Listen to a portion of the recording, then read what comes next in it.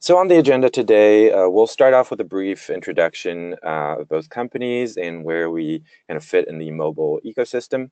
We'll then dive into the curated list of do's and don'ts our speakers prepared for you today, starting with the do's and don'ts from the network's point of view, and then looking at the perspective from the attribution provider's side. We'll also allow some time for questions at the end, like I mentioned, just to give you an opportunity to get a personalized answer. So please go ahead and send us your questions throughout the presentation. So without further ado, let's kick this off with a few key numbers about Adjust. If you're not familiar with us, Adjust has been around since 2012. We were built to basically simplify the mobile ecosystem. We try to give marketers the tools they actually need to measure, attribute, and analyze their mobile engagements. So to date, we've been ranked #1 mobile attribution SDK used in the top iOS apps. We've been integrated about 22,000 times. We have over 190 employees, over 14 global offices. We track about 200 billion data points per month. And we also happen to be integrated with over 1,000 partners, including Remerge, which is why we can make this measurement and attribution so seamless. I'll go ahead and hand this over to our presenters now, starting with Margaret, who's going to quickly introduce Remerge. Margaret, floor is all yours. Awesome. Thanks, Kevin. As Kevin mentioned, my name is Margaret Johnson, and I'm a Director of Account Management at Remerge. For those of you who may be meeting us for the first time today, Remerge is a global company focused on app-to-app retargeting. So we're headquartered in Berlin with offices around the globe, but our presence is continuing to grow as the demand for these app-to-app retargeting partnerships also continue to grow.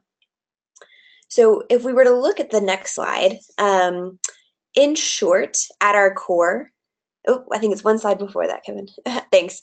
At our core, for the Remerge platform, is our performance engine. And this is what's really differentiating us as a platform for retargeting. And here's where we're able to actually leverage behavioral, demographic, device type, and location data from over 1 billion users, all to predict purchase intent and maximize results. So our entire infrastructure was actually designed to maximize scale for app retargeting campaigns. And through our extensive work in the industry, we know that app-to-app retargeting is applicable and beneficial for just about every type of app. So the efficiency of this platform actually lies in our ecosystem, where we're able to leverage post-back data from your attribution provider, such as Adjust, if we look on the left-hand side of the screen here. And then Remerge is actually able to segment users based on the main goals of the campaign. Remerge then leverages the programmatic landscape through premium supply partners, as you can see here on the right, to serve ads to users in other apps where they're already spending time. All of this is done without an SDK, so it's pretty easy to get started for just about every app. So with that, just about everyone we speak to knows they need retargeting. They need some type of retention strategy. But getting started is often a very daunting task. The first conversation we have with anyone looking to launch a retargeting partnership is about their goals. What are your KPIs, and how can retargeting help or achieve in improving on those goals? This all starts with a conversation about the user funnel. Where do we need to move users? For some apps, we really need to ignite that first major step, that subscription, if we look in that top funnel piece here. And for others, we're actually just trying to push users through the app a bit further to finally convert, really looking at mid-funnel range. And then oftentimes, we just want to make sure that users in the lower part of the funnel, who tend to be extremely valuable, frequent purchasers, don't fall out, that we're preventing churn. All of this is super critical for segmentation. We believe that retargeting should always start out with something simple to allow us to benchmark performance before we move on to something more intricate or a more granular setup. Now, for most marketers, the conversation is going to look a little bit like this when we're considering your retargeting goals. The point of churn. Where are users dropping off? Where are we seeing activity start to decrease? Attribution windows. How are we unifying metrics to ensure that in-app activity from retargeting campaigns is only being attributed to retargeting campaigns? This is something very crucial. the user flow. So what we really mean from this user flow from ad to app is, are we removing friction that would prevent the user from being retargeted to fully come into your app and complete those desired actions? Deep links can be a really powerful tool here in actually removing any obstacles within from the user's pathway. And lastly, again, coming back to your goals. This might seem like something I'm saying quite often, but what is your main KPI? What is your primary goal for retargeting? And is the infrastructure that you're actually putting in place helping achieve those goals? We really believe that outside of that primary KPI, such as your purchase or your subscription, we definitely also want to be looking at re-engagement metrics. So what other in-app activity is being incurred in consequence to these campaigns? If we look to the right, if we look to the right here at the funnel, this is something that we often encourage app marketers to customize for their unique app. So to look at the different points within their funnel and really kind of consider this when looking at these 4 questions here on the left. All right. So now, you've talked a little bit about the infrastructure. We know why we're doing retargeting. We know kind of what that purpose is, but we also want to consider the value proposition for the users. So we know that great creatives are a key part of retargeting, and sometimes they aren't getting the attention that they really deserve. Amongst our clients, we definitely see a difference in performance from clients who are serious about strategic creatives. We do have an in-house design team that has consulted many apps over what might be compelling for their user base. And through that, we've learned a lot about what works and what doesn't work. In a nutshell, creatives need to be compelling. When we consider the function of a UA creative, we know that the desired action is typically to download. But in the case of retargeting, we are asking the user to engage in a much deeper way, perhaps with their time or with their money. And what this means is that each user group might need different creatives, as the call to action on a creative might read very differently for a lapsed payer compared to a very active non-payer. So looking here on this slide here, we see that the example on the left that we're calling a, quote, good example uses very clear text. It's very easy to read, what the brand is. In this case, they're also using a sale as part of a promotion, very clear imagery. Versus the ad on the left, it's a bit harder to read that text. If we imagine the real estate of the mobile phone, we can imagine that if it's small on this screen, it's going to be even smaller on a user's mobile phone. All of these things should be taken into consideration before launching a creative concept. And again, while the compelling nature of the creative is certainly part of this story, we also need to be sure that we are sending these users back to the right place in the app. So we want to be removing as many obstacles in the path to conversion that may actually prove to be a bottleneck over time in this process. If we go to the next slide, we're also going to see here a few different ways to actually create that compelling nature. So a very common scenario for us is that sales might not be applicable for every single app. A promotion might not be compelling for every single app. But what we can do is find pieces of content or features or new releases that we can invoke on a creative that might really get a user's attention and cause them to come back. A real life example of this whole process, I actually went through this last week with a gaming client where we took a look at the top, mid, and lower funnel.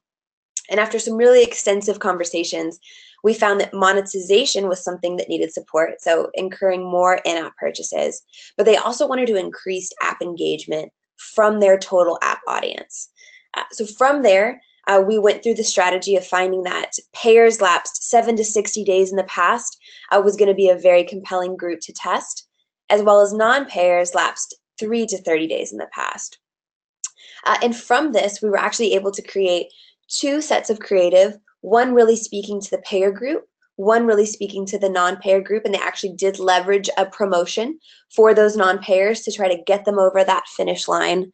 And then the goals of the campaign really set on the return on ad spend and efficient number of sessions. From this strategy, we were able to go back to those original 4 questions and look at the efficacy of the creative to see exactly the impact that retargeting was driving for them. So once we're all in motion, we definitely advise for clients to give this time. We don't want to jump the gun on any of the insights that we're seeing come through on our retargeting partnership. So to make the most of this, we definitely want to evaluate the approach over a significant time horizon. So for example, highlighted here is another real life scenario from an e-commerce client that we're working with. This client had the intent of retargeting past purchasers, but the client postulated that all revenue data, revenue incurred from our retargeting campaigns, would be captured within the first 24 hours of the user's re-engagement, and that after that point in time, the user would cease to show any significant in-app activity, much less a purchase. So we did agree to test to the setup to see was that really true.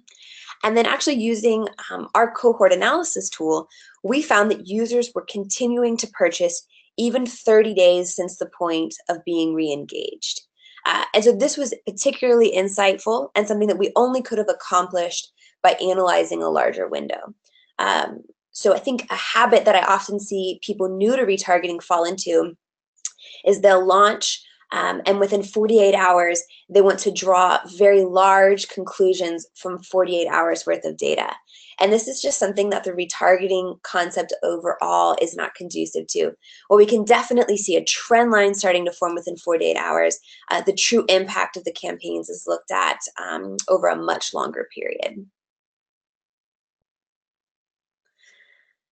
And so moving into the don'ts. So we know a lot of the things we should be doing, but a big habit that I see is relying on UA insights to formulate your retargeting campaign. So the prevalent thought that I also see in mobile marketing is that we need to capture a user's attention to incite intention. So whether that intention is to install, to purchase, or something else, we sometimes confuse kind of getting the user's attention on the ad and then trying to get them to incur an action following that. In retargeting, the intention that we want to drive for the user is very different. So we're going beyond that install point. Even more, oftentimes the users that we are retargeting have abandoned or lapsed from your app for a very specific reason, meaning that what we might know about a user and driving them to install won't explain why a user has been active for 2 weeks. So again, we want to kind of compartmentalize those insights. Creatives, as we've discussed, these are also going to be a bit different. We know that banners reused for retargeting have 2 times lower click-through rate when compared to unique retargeting banners, or at least banners where the calls to action and the text is really specific to a user that has already downloaded. And lastly, and this is probably something that I would say is maybe one of the most important things about compartmentalizing our UA insights, is kind of looking beyond the contextual analysis from a user acquisition campaign. The Remerge engine specifically will find users where they convert. Limiting ad placements based on thematic content will only create more obstacles. And an example of this being, say you have a game that is of military content. So there's an army element, there's potentially a fighting element, and taking retargeting and saying, well, I only want to go after users that are spending time in apps that also have a military theme or a military in nature. And while this might make sense, again, matching our thematic content, what we're really missing out on is, say there's a user who loves your game, but also likes to, check the weather every single day. That's a prime moment where they're spending some time on mobile, where we could serve that ad based on the military game and grab their attention, bring them back. So again, we don't want anything to limit us simply based on something we know from a different marketing channel. And lastly, don't wait when it comes to retargeting. There is a limited window of time for a user to be re-engaged, and we know that we need to capture this moment in time as quickly and as concisely as possible.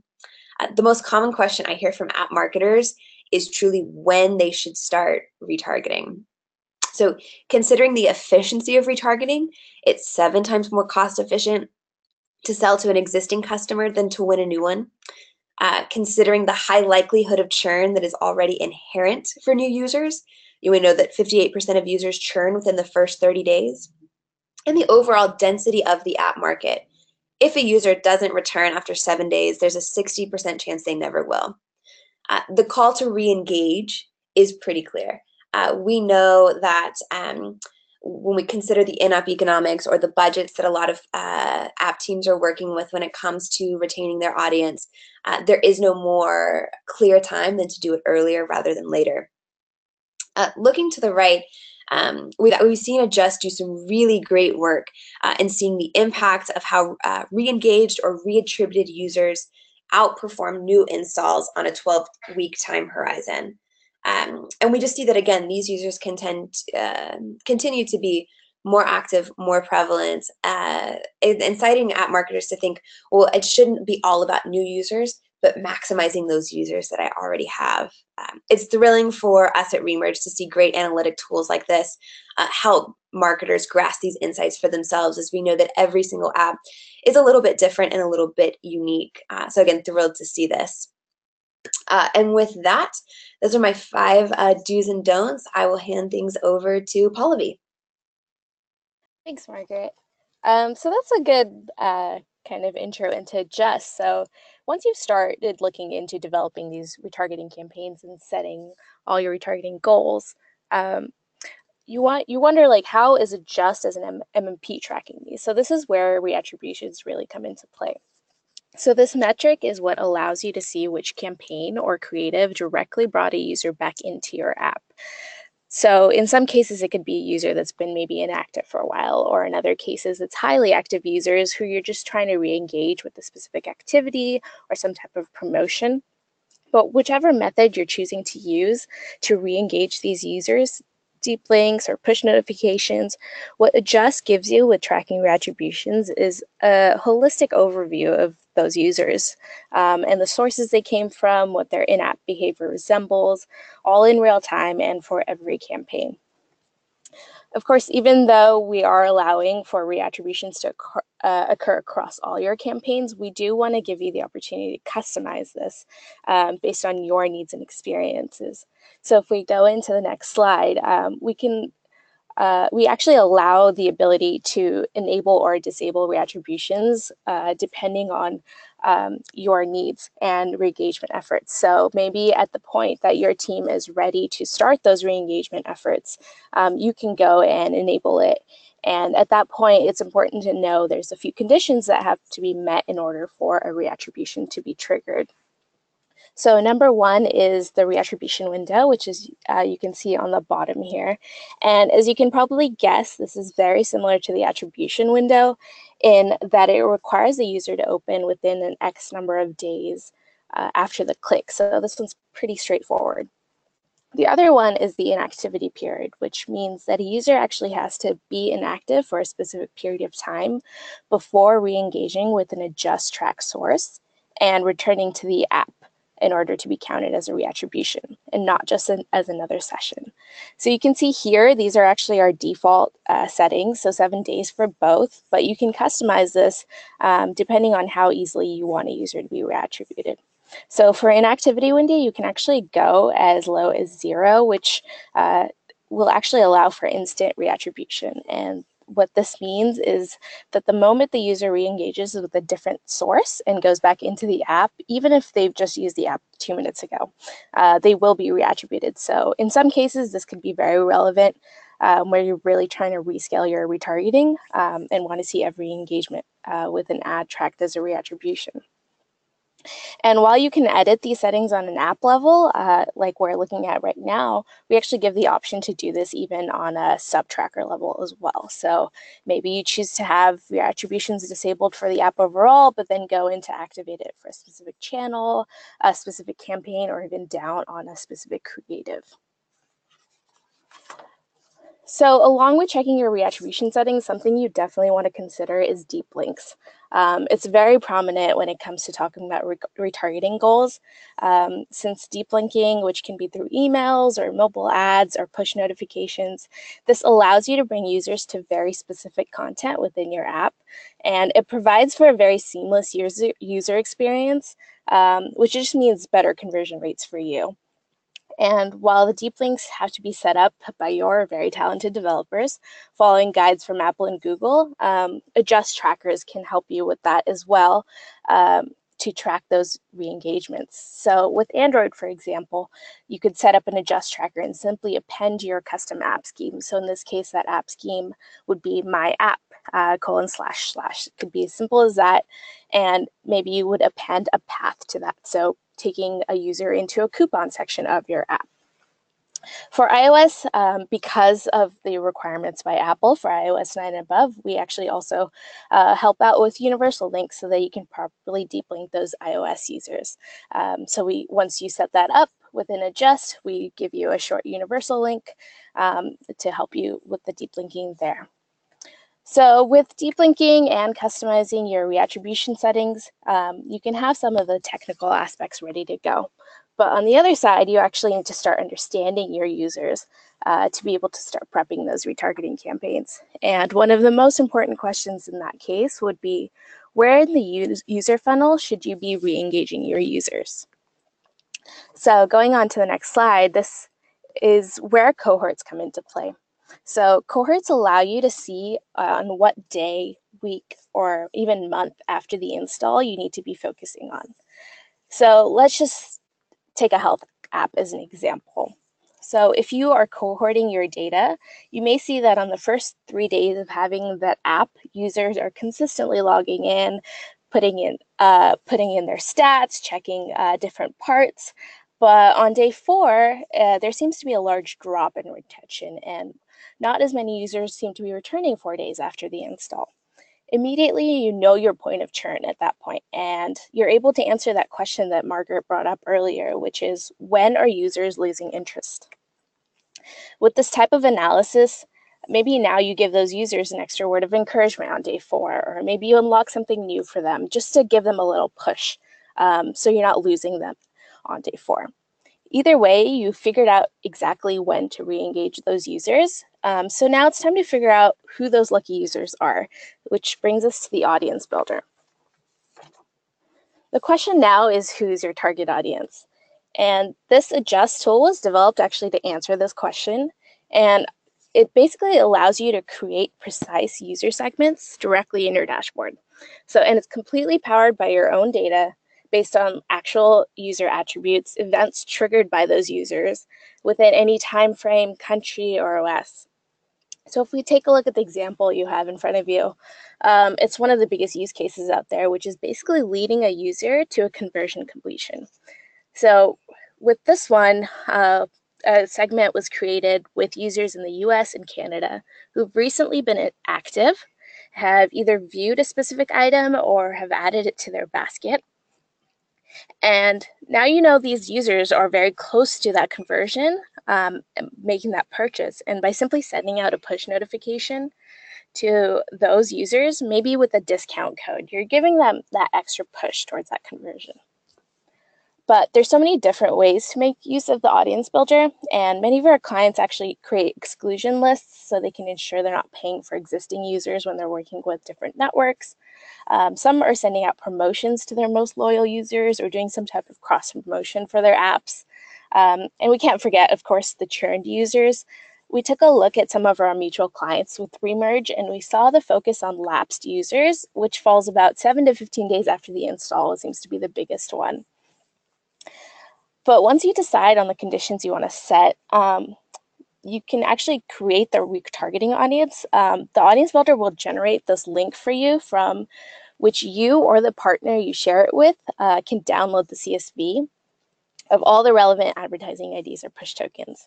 The real advantage of these links is that they are dynamic.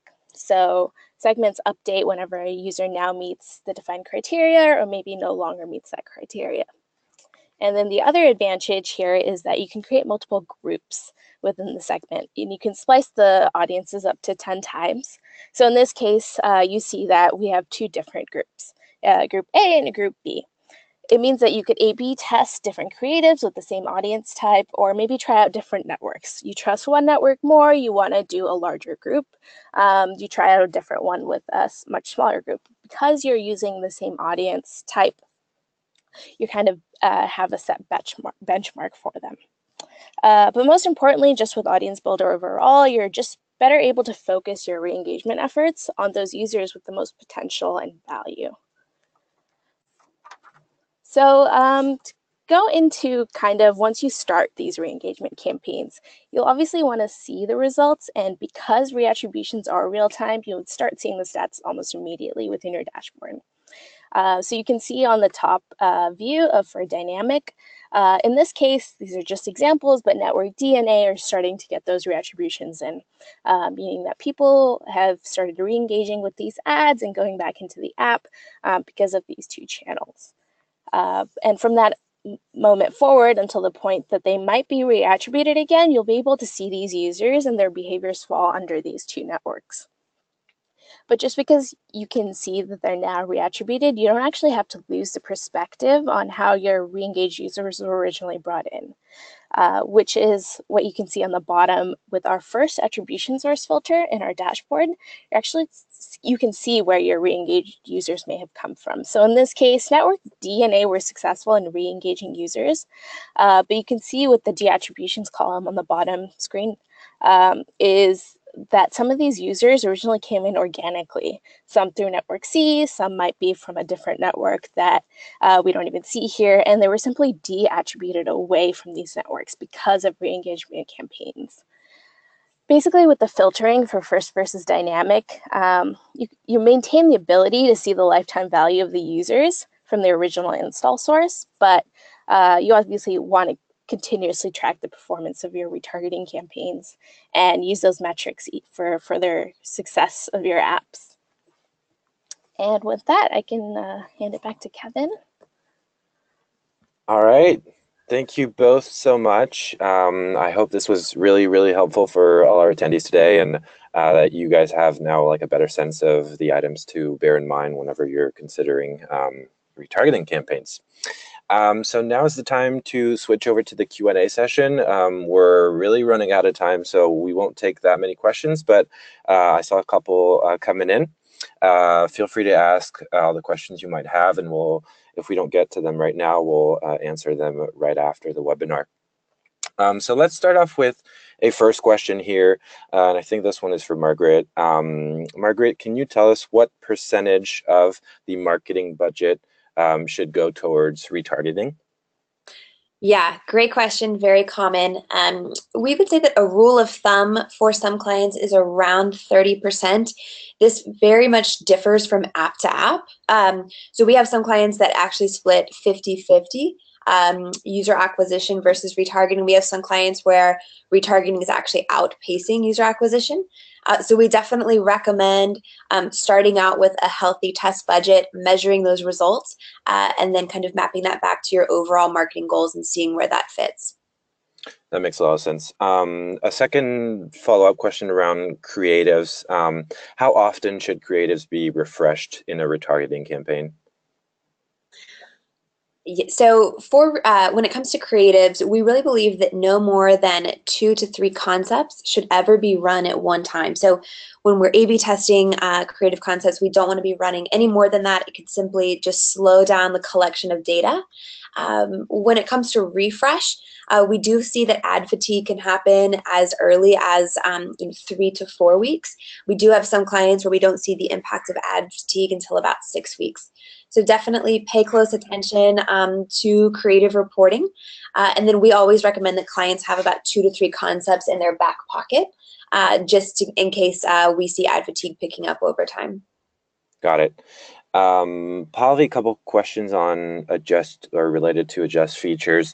Can you do cohort analysis on re-engagement data? And if so, how is the first one? Yeah, definitely. The great thing about cohorts is when you actually select a time period within the cohorting, it'll actually give you all the users who have installed or reattributed in that time period.